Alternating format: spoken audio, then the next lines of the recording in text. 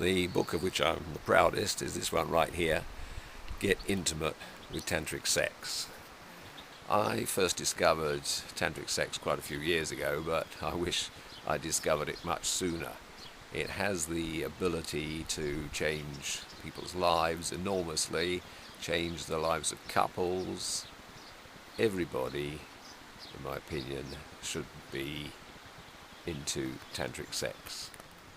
Sex seems to be a subject that worries a lot of agents and publishers and people in general, and that's something I would like to change. There are several very good academic books about tantric sex, but there are only a few good popular books, and mine is one of them. And that's one of the reasons I'm very proud of it. It explains the truth about tantric sex, but in an accessible way that's relevant to people in our time, because after all, tantric sex started at least 1500 years ago, but I'm sure the roots go much further back than that. Not many people actually know what tantric sex is.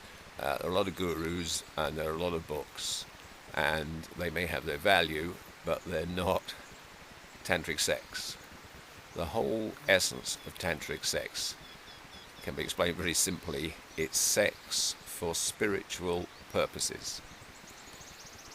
If you don't have a spiritual purpose, then it doesn't matter what techniques you're using, it isn't tantric sex. The technique everyone knows, well publicized by Sting, is prolonged sex without ejaculation.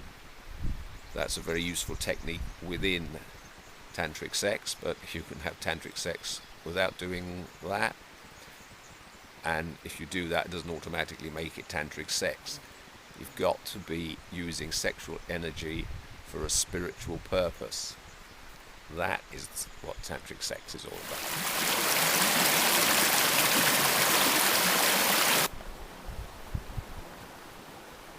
So what counts as a spiritual experience?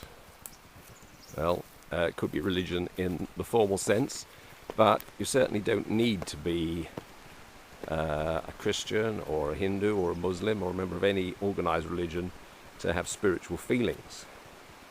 You can be an atheist and still be spiritual. A lot of people have novels that they say have changed their lives in some way. In fact, I can name some myself. Zorba the Greek had a significant impact. A lot of the work of Hemingway. Even, you could say, Ian Fleming, who changed the aspirations of so many people. But I don't think that writers of the kind of books that I write actually get the recognition that they deserve, because we really do change people's lives. I've written about cognitive behavioral therapy.